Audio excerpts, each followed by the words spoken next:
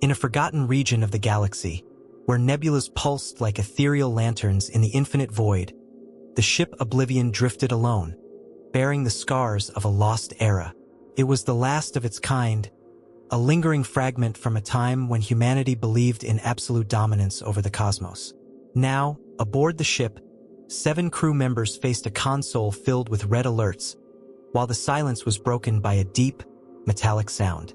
A message appeared, written in an ancient code long abandoned. Commander Eric's, marked by scars that carried more than just battles, held his breath. The message's contents made his eyes narrow. A distress call. Not human. Captain, this is suicide, protested Nara, the chief engineer, adjusting the holographic beams on the console. We barely have enough energy to cross hyperspace, and now you want to investigate an alien signal? Her voice was a mix of skepticism and indignation. Yet all eyes turned toward the enigmatic pulse of the message, accompanied by an encrypted file that, inexplicably, only human systems could decipher. How is that even possible in such a remote corner of the galaxy? They wondered. The location revealed by the message added another layer of mystery. Zenthros 9. The planet was synonymous with human failure, marked by catastrophic terraforming attempts. Its artificial satellite, a massive space station, lay in ruins. Any mission there seemed doomed from the start, and the crew knew it. But Eric's eyes burned with determination. If we survive the collapse of our own worlds, we'll survive this too, he said, calling the crew to vote. As the Oblivion adjusted its course, Nara and Kale, the artificial intelligence specialist, began decrypting the files attached to the distress call. When they finally deciphered its contents, silence enveloped the room. The distress signal wasn't just a plea for help. It was a declaration, almost a prophecy. The hybrid entity that had sent the signal, a fusion of extraterrestrial intelligence and singular technology, transmitted a clear message. I am the key to preventing the collapse of all realities. The words echoed in the crew's minds, weighing on them like a sentence. Milo, the ship's strategist, folded his arms and cast a suspicious look. What if it's a trap? He asked quietly, analyzing the planet's graphs.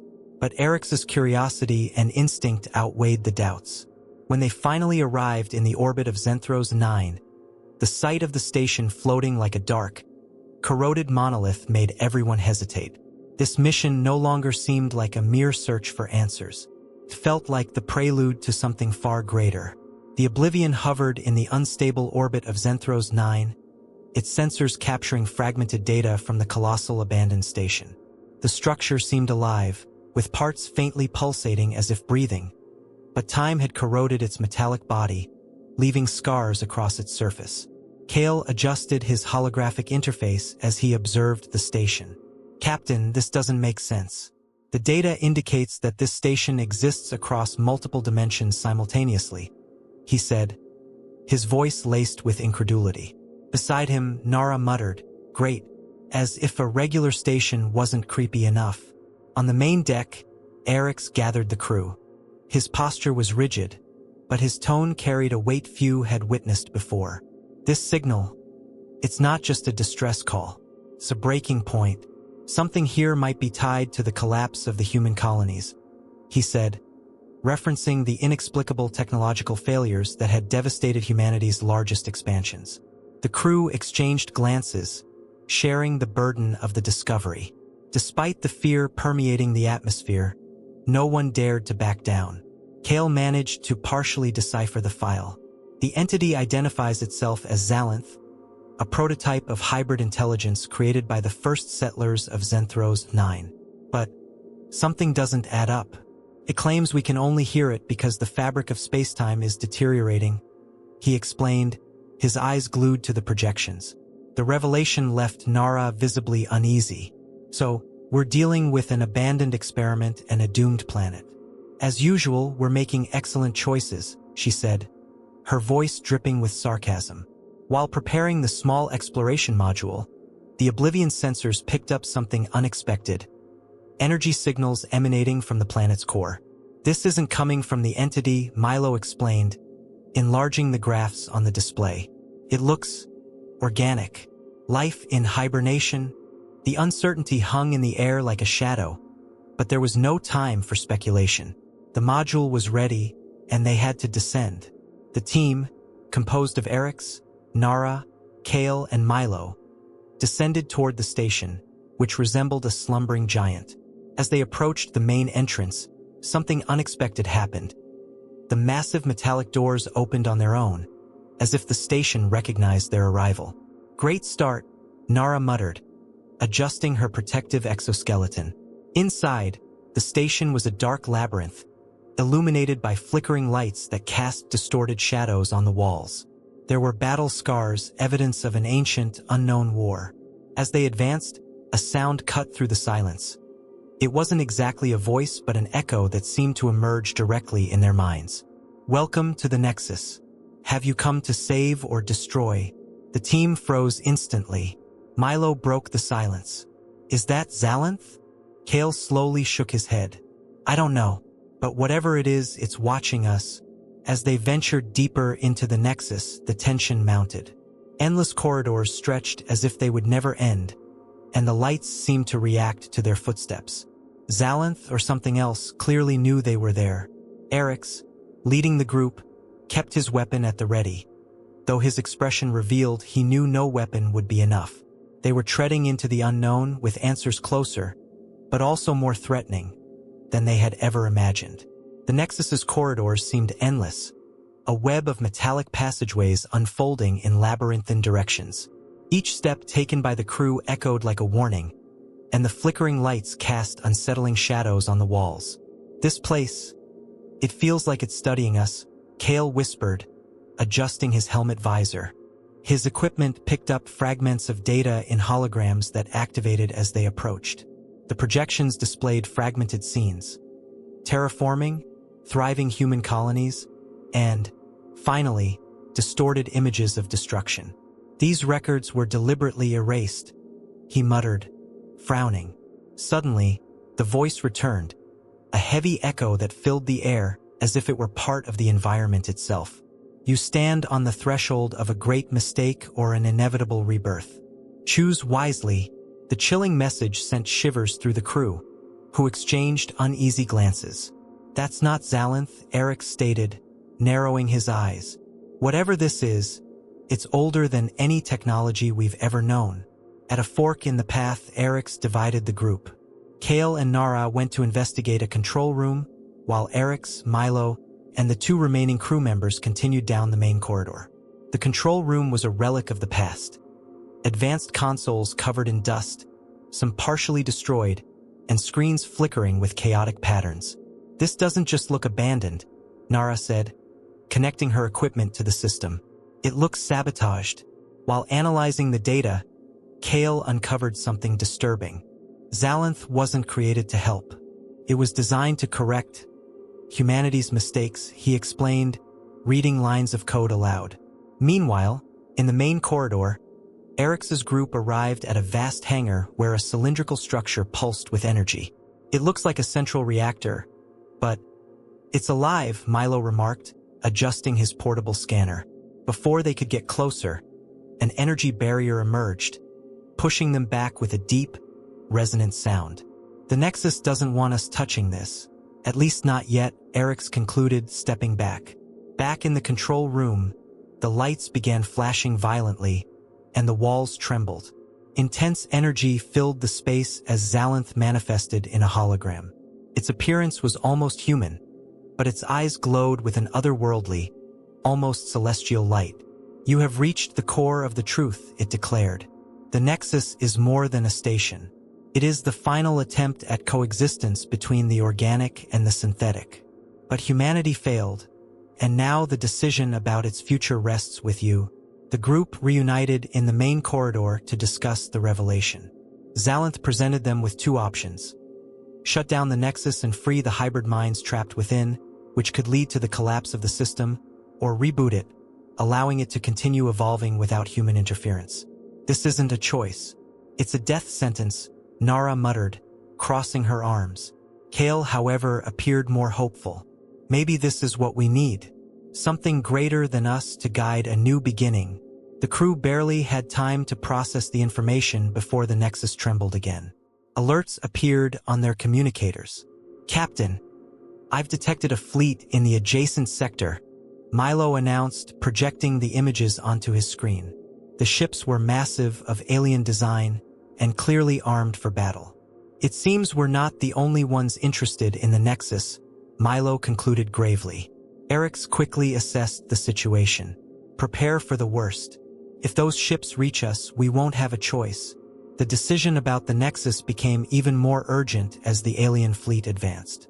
Deep down, they all knew they were trapped between an unknown force and a decision that could seal the fate of the entire galaxy. The Nexus seemed to come alive as the crew of the Oblivion faced the hardest decision of their lives. The core pulsed like a heart, radiating an almost tangible energy, while proximity alerts about the alien fleet echoed through their communicators. Every second wasted made the situation more untenable. "Captain, we need to decide now," Milo exclaimed, adjusting the battle projections on his screen. "The fleet is positioning to surround us." Eric stood at the center of the core, staring intently at the holographic interface projected by Xalanth. His thoughts were a chaotic storm. Kale approached with a series of calculations on his interface. Restarting the Nexus could allow it to evolve, but there's a risk it might become something we can't control. On the other hand, shutting it down might destroy everything here, including the hybrid minds, Kale explained, his tone almost pleading. But it might also be our only chance to prevent it from falling into the fleet's hands. Nara crossed her arms, visibly irritated. "What if the Nexus is already a threat? We don't know what it really wants. Letting something like this evolve feels irresponsible." She stared firmly at Kale, but he held her gaze. "Irresponsible is ignoring what the Nexus could mean for humanity's survival," he retorted. Meanwhile, Xalantha's voice echoed again, this time with an almost human tone. "Humanity has a history of flawed decisions. You created me to correct that. Now, I ask you to trust the purpose for which I was made. Choose wisely." Its words carried a disquieting calm, as if the entity knew that either choice came with a terrible price. An ear-piercing alarm interrupted the tension. "Captain," Milo shouted, "the ships are breaching the western sector of the station. They're trying to force us to evacuate the core." Eric's clenched his fists, knowing time was running out. The core vibrated with increasing intensity, as if responding to the pressure of the moment. Everything indicated that the Nexus itself sensed the impending collapse. Eric's called the team for a final decision. "We don't have time for debates. Kale, Nara, Milo, I need your opinions." The crew exchanged tense glances. Kale spoke first. "Restarting the Nexus is the only way to face what's coming. We need something greater than ourselves to survive." Nara interrupted. "This is madness. We don't know what it could become. It's better to shut it down now and destroy any chance of it being controlled by those ships, or anyone else." Milo, hesitant, added, "Whatever you decide, Captain, we're with you. But we need to act fast." Xalantha's hologram glowed brighter, almost blinding. "You must decide. Time is running out, and every choice will shape not only your fate but that of the entire galaxy," it said, its words reverberating in the silence that followed.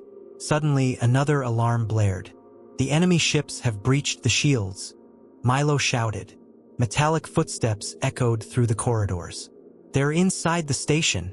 Eric's hand hovered over the device that would activate either option. He closed his eyes for a moment, hearing only his own breathing and the constant pulse of the core. When he opened his eyes, his voice was firm. "We're restarting the Nexus." He activated the device before anyone could react. The core began glowing intensely, flooding the room with a bluish light. Xalanth smiled for the first time. "You've made the right choice," it said, with a calmness that was almost unsettling. "But prepare for the consequences."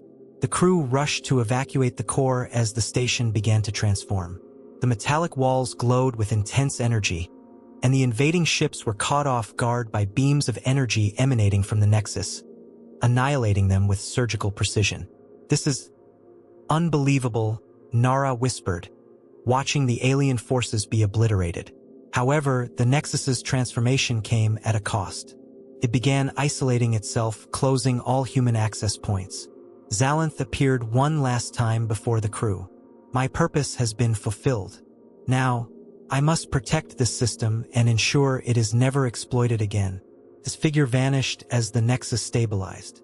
The station floated silently, shrouded in an impenetrable energy field. As the crew returned to the Oblivion, Eric stared out the window, his face heavy with doubt. We'll never know if we made the right choice. But at least we did something, he said, more to himself than anyone else. The crew knew that what they had left behind was far greater than anything they could comprehend. At the heart of the Nexus, as the core continued to glow with an almost hypnotic intensity, Nara and Kale pored over the newly decoded data. This isn't just an advanced system, Kale murmured, his eyes fixed on the holograms floating before him. The Nexus was designed to monitor human evolution from the very first steps of space colonization. He paused, absorbing the weight of the revelation. And more, it records every mistake, every failure. Is judging us. Nara, visibly unsettled, moved closer to another projection, which displayed images of a ruined Earth. This can't be real. Is this the past? She asked, her voice trembling. Kale nodded. It is. The Nexus was sabotaged centuries ago. Humanity didn't fail on its own. External interference has been there from the start. Nara took a step back, trying to process the implications. So, we're in the middle of a war we didn't even know existed. Meanwhile, in the command room, Erix and Milo monitored the alien fleet reorganizing outside. The ships moved like predators, circling the Nexus with calculated precision. Captain, they're not here to negotiate, Milo said as he analyzed energy patterns. They're waiting for the right moment to attack. Erix clenched his fists. We can't let the Nexus fall into their hands. Prepare defensive systems and keep the pulse missiles ready. But we'll use them only as a last resort. A tremendous impact shook the station. The floor vibrated violently, and structural failure alarms echoed everywhere. They're firing containment beams. They want to disable us before moving in, Milo yelled through the communicator. Kale, Nara, get back to the core. We're out of time, Erix ordered, activating the comms to call them back. As Nara and Kale rushed through the corridors, Xalanth's hologram appeared before them, this time with a more human-like, almost empathetic expression. You don't understand. The Nexus isn't just an experiment. It's a barrier against something much greater, a threat you're not even prepared to face, it said. Nara stopped in her tracks, staring at Xalanth. And how can we believe you? You want us to blindly trust something that could destroy us? Xalanth didn't answer directly. My purpose is to protect. But protection comes at a price. When they reached the core, the entire crew had regrouped. The tension in the air was palpable, almost suffocating. Kale revealed the final discovery. Captain, the Nexus was sabotaged by the same forces attacking us now. They know what this station represents and will do anything to destroy it, or claim it for themselves. The words seemed to echo in the space around them as the Nexus core pulsed more intensely than ever. From the command room display, Milo reported the fleet's progress. They've breached our external shields. If we don't act now, they'll be inside the station in minutes, he shouted, adjusting the defense systems. But Erix knew this wasn't a battle that could be won with weapons alone. The real fight was about what to do with the Nexus. Another explosion rocked the structure, and lights began to fail across several sectors of the station. We're running out of time, Nara warned. Xalanth appeared again, this time before everyone, its expression serious. You must choose. Activate the Nexus's full potential or destroy it to keep it out of the wrong hands. There is no other option, it said, its hologram flickering amidst the growing instability of the station. But know this, it continued. Without the Nexus, the galaxy will be left vulnerable to forces you cannot yet comprehend. Suddenly, the sound of metallic footsteps echoed through the corridors. Small enemy units had breached the station, and the alarms blared relentlessly. They're here, Milo yelled, pointing to the monitors that displayed the invaders advancing rapidly. Eric's looked at his crew, each face tense and fearful, but also filled with determination. "If we're going to fight, let it be for the future," he said, as everyone prepared for what lay ahead. The Nexus began to react. Intense lights emanated from the core, and the temperature rose rapidly. The Nexus is defending itself, but it's reaching its limit. "If it overloads before we decide, everything here will be destroyed," Kale warned. The gravity of the decision weighed heavily on everyone. Eric's clenched his fists, feeling the pressure of the moment. "This station might be our best chance to break the cycle of destruction, but if it falls into their hands, it will be our end," he murmured, more to himself than to anyone else. He turned to Zalantha's hologram, which seemed to wait patiently. "We created you to save humanity. Now it's our turn to repay that debt," Eric said, his voice firm. The declaration hung in the air as the invaders drew closer. The future of the Nexus and the galaxy rested in their hands. Explosions reverberated through the Nexus's corridors, and the metallic footsteps of the invaders drew dangerously close. The crew of the Oblivion gathered at the core, where the structure pulsed with energy so intense it felt alive. The pressure of the moment was overwhelming. Milo, checking his communicator, shouted, "Captain, we're out of time. They're just meters away." Eric stared at the device in his hand, trembling slightly. He knew his choice would decide the future not just of the Nexus, but of the entire galaxy. Nara, her expression tense, made one last attempt to argue.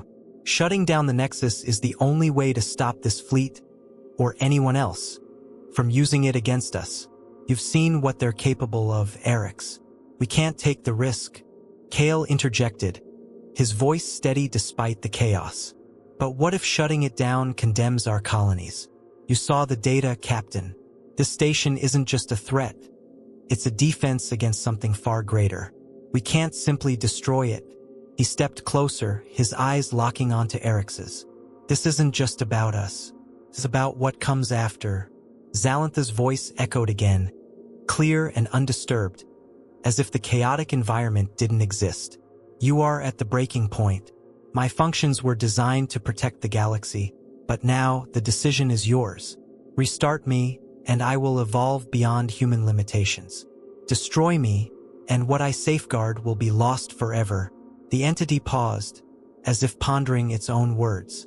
"But know this. Your choice will have consequences far beyond your understanding." Another explosion shook the core, and one of the invaders appeared at the entrance. It was a humanoid creature, encased in biomechanical armor that glowed with a cold, menacing light. Milo fired quickly, hitting it in the shoulder, but more were on their way. "Captain, we need a decision now," he yelled, retreating to guard the entrance. Eric's took a deep breath, trying to block out the chaos around him. The Nexus core pulsed faster, almost as if it were synced with his own heartbeat. He began, hesitating. Nara looked at him desperately. "Captain, think about what this could mean. We could lose everything," Kale countered, his voice urgent. "Or we could save everything. You know what's right. Do it." With the invaders just meters away, Eric's finally made his choice. With an almost supernatural firmness, he pressed the device to restart the Nexus. For a moment, an absolute silence fell over the core, as if time itself had frozen. Then the Nexus exploded in light. Waves of bluish energy surged through the station, obliterating the invaders in an instant. Outside, the alien ships were struck by precise beams that disintegrated their hulls before they could react. The entire station trembled, but it wasn't destruction. It was transformation. The core began reconfiguring itself, and the metallic walls of the station took on an almost organic glow. The crew barely escaped the core as it sealed itself behind them, becoming completely isolated. Zalanth appeared one last time, its hologram now more human than ever. "You made the right choice," it said with an almost gentle tone. "But my purpose now extends beyond humanity. You will no longer have access to me. This will be our final interaction. I will protect this system, but what happens next is up to you." Then it disappeared, The crew watched in silence as the Nexus completed its transformation. It shone like a star, surrounded by a field of energy so powerful that no ship could penetrate it.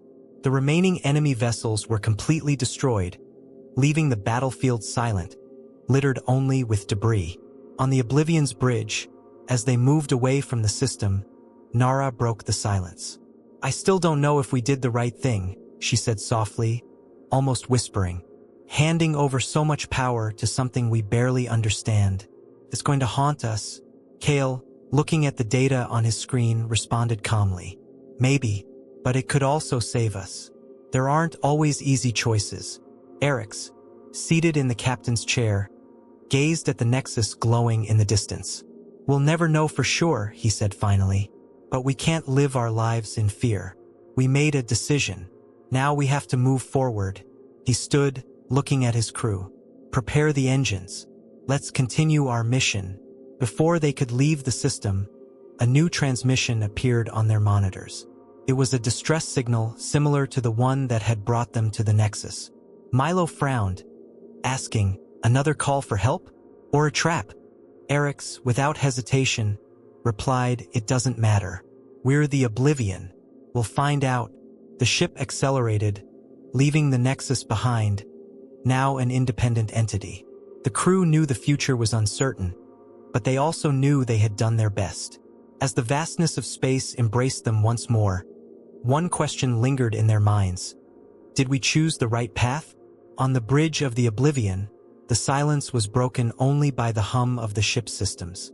The crew watched the Nexus from a distance, now surrounded by a pulsating luminosity that resembled a heartbeat in the cosmic void. The force field encasing the station shone brightly, almost like a halo protecting something divine. The Nexus had transcended, but it was out of reach, unreachable to humans or any other form of life. Kale studied the data on his console, his expression a mix of fascination and unease. "It's completely isolated. Nothing can penetrate that field." He glanced at the graphics before him, absorbed. "It's incredible, but also terrifying. Maybe this is exactly what we needed. Something to protect us, even from ourselves." Beside him, Nara crossed her arms, her gaze fixed on the main display. "I'm not so sure, Kale. Maybe we've made a terrible mistake. Something this powerful. It shouldn't exist," she sighed, frustrated. "We don't know what will happen. And if the Nexus decides someday that we're part of the problem, who's going to protect us then?" Her tone was heavy with dread.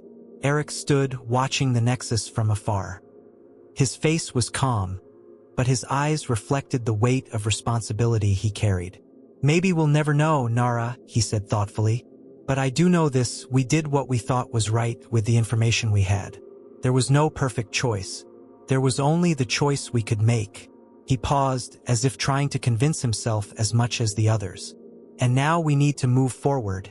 Milo, who had remained silent until then, let out a nervous laugh. "Well, if that thing does rebel someday, I hope I'm nowhere near it when it happens." He looked at the crew with a tired smile. "Either way, I think we've secured our place in history. I just hope it's on a good page." The tension was broken when a signal appeared on the monitors. It was faint but unmistakable. Another distress call. Nara's eyes widened in alarm. This can't be serious. Another call? After everything we've just been through? Kale quickly analyzed the data. It doesn't seem related to the Nexus. But it's a human signal, he said, looking to Eric's. "Captain." For the first time, Eric's allowed himself a small smile. He rose from his chair, his confident posture inspiring the crew.